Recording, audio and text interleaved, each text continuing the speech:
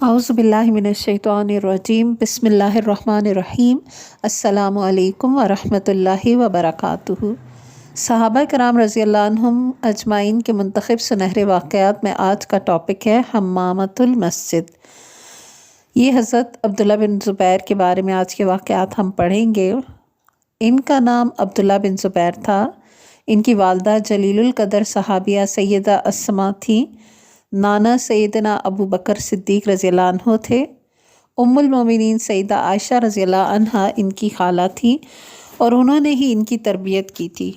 ہجرت کے بعد مسلمانوں کے ہاں جو سب سے پہلا بچہ پیدا ہوا وہ عبداللہ بن زبیر ہی تھے۔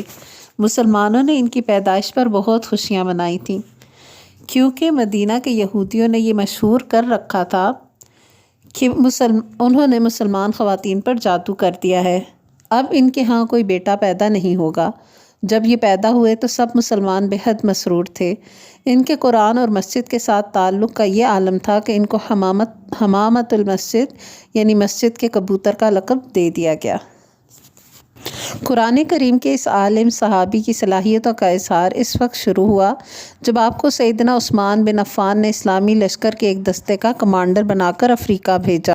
لشکر کی قیادت سیدنا عثمان رضی اللہ عنہ کے دودھ شریک بھائی عبداللہ بن سعد بن ابی سرح رضی اللہ عنہ کر رہے تھے۔ ہر روز سویرے لڑائی ہوتی، دونوں فوجیں آمنے سامنے آتی، مقابلے کا چیلنج دیا جاتا اور دوپہر تک لڑائی ہوتی رہتی۔ دونوں طرف سے فوجی تھک ہار جاتے تو لڑائی کے اگلے دن کے لیے ملتوی کر دی جاتی۔ اگلے دن پھر عصر نو تازہ دم فوجی آمنے سامنے کھڑے ہو جاتے۔ سیدنا عبداللہ بن زبیر رضی اللہ عنہ کی عمر اس وقت 27 برس تھی۔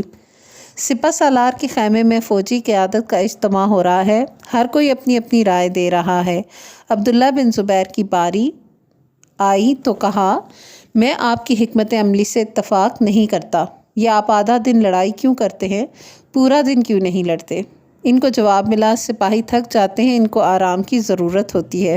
عبداللہ بن زبیر نے کہا، نہیں، ہرگز نہیں، دشمن کو تھکنے دیں، ان پر پورا دن حملے کرتے رہیں تاکہ ان کو شکست فاش سے دوچار کیا جا سکے۔ سپہ سالار نے پوچھا، آپ اس سلسلے میں کیا تدبیر پیش کرتے ہیں؟ عبداللہ بن زبیر رضی اللہ عنہما نے کہا، فوج کے 2 حصے کیے جائیں، ایک حصہ صبح سویرے لڑائی شروع کرے اور دوپہر تک لڑتا رہے، دوسرا دستہ اس دوران آرام کرتا رہے۔ دوپہر کے وقت غیر محسوس طریقے سے تازہ دم سپاہی آگے بڑھے اور تھکے ہوئے سپاہی واپس آ جائیں۔ اس طرح ایک ہی دن میں لڑائی کا فیصلہ ہو جائے گا۔ سالار اعلیٰ عبداللہ بن سعد بن ابی سرح نے کمان عبداللہ بن زبیر رضی اللہ عنہما کو سونپ دی۔ اگلے دن ان کی حکمت عملی کے مطابق جنگ شروع ہوئی۔ دشمن دوپہر کے وقت واپسی کی تیاری کر رہا تھا کہ اچانک تازہ دم دستہ آگے بڑھا اور دشمن کو تہہ تیگ کر کے رکھ دیا۔ سیدنا عبداللہ بن زبیر رضی اللہ عنہما اسلام کی ان شخصیات میں سے تھے جن کا مقصد حیاتی قرآنی علوم کو دنیا کے کونے کونے تک پہنچانا تھا۔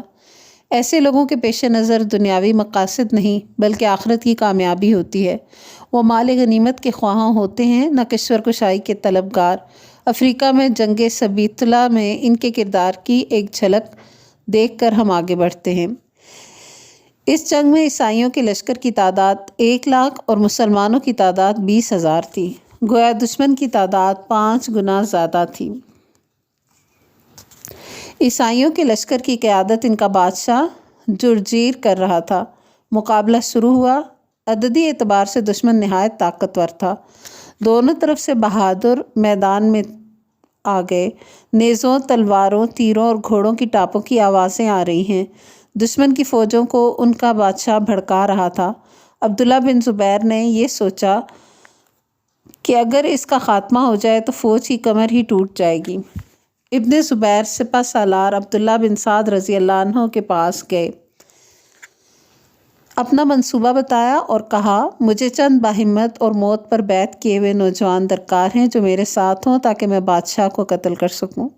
بظاہر منصوبہ بڑا عجیب و غریب تھا، لیکن سالار نے عبداللہ کے تجربے اور شجاعت کے پیش نظر ان سے اتفاق کیا۔ عبداللہ بن زبیر رضی اللہ عنہما اپنے ساتھیوں کے ہمراہ آگے بڑھے۔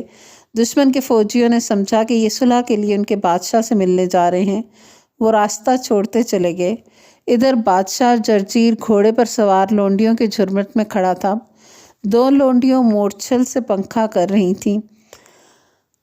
کہ اچانک عبداللہ بن زبیر رضی اللہ عنہ سامنے آئے۔ بادشاہ کو اپنی جان خطرے میں محسوس ہوئی۔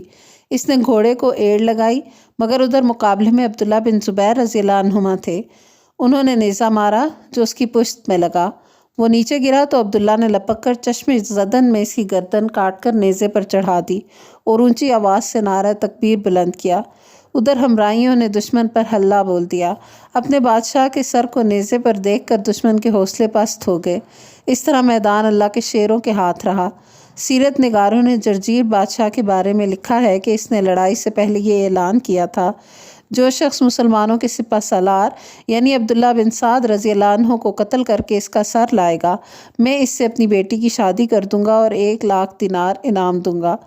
اس اعلان کے بعد عبداللہ بن سعد رضی اللہ عنہ کی حفاظت کا خصوصی انتظام تھا، مگر ابن زبیر رضی اللہ عنہما کے زرخیز ذہن نے یہ مشورہ دیا کہ فوج میں اعلان کر دیا جائے کہ جو شخص جرجیر کا سر لائے گا اس کا نکاح جرجیر کی بیٹی سے کر دیا جائے گا اور انعام میں 1,00,000 دینار دیے جائیں گے۔